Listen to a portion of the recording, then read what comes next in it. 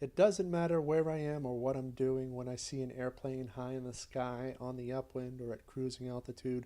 I want to be on it. It doesn't matter where it's going or where it's been. I have to be on it.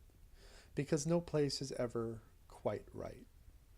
For many years, I convinced myself of a falsity that I thought I was reading too much into. I thought it was that most people were shy.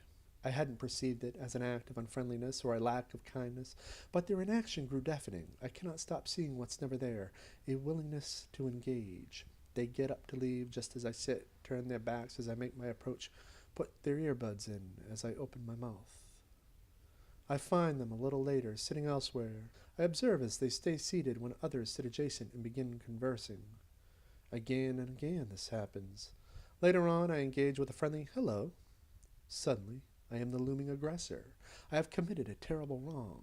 And so, into the darkness I descend, convincing myself that it's for the best. In the darkness I stay until it becomes the environment I am most familiar with, most comfortable in. And now I get caught up, stumped up, locked up when an engagement does come. The social order has become alien, and I work hard to reorient myself, domesticate, familiarize, localize, but none of it comes natural. The stigmata of the darkness is visible and blinding, but vision loss is the least of my worries. Pain has staked a claim on my attention, and I cover up the pain with unconvincing ideas which I accept at face value. Meanwhile, things get worse in that alien place called the real world.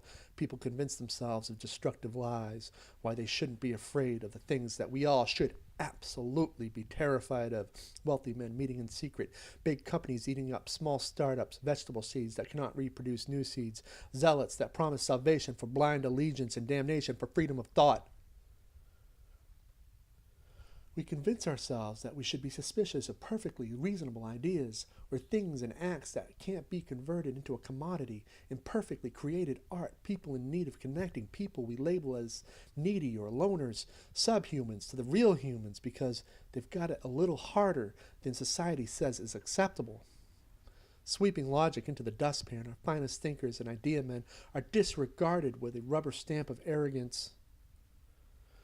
To exist in darkness where the loneliness evolves into foreboding creatures.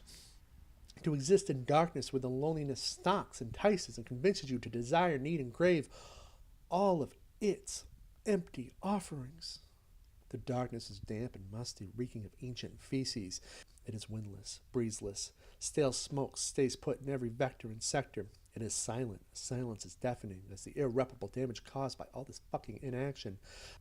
I try to push back against the silence, but it's a part of me. I push back with harmony, but I'm out of key, tone deaf, and I can never be in tune because I wasn't calibrated to the specifications of our precious social order.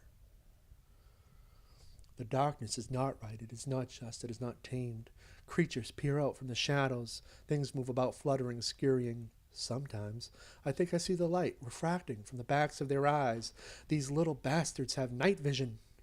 Dragons biding their time, and the only thing that keeps them away is the light from the fire that burns in the artistic gut, that microbiome of creativity. And so the fight goes on because that's the meaning of this fucking life.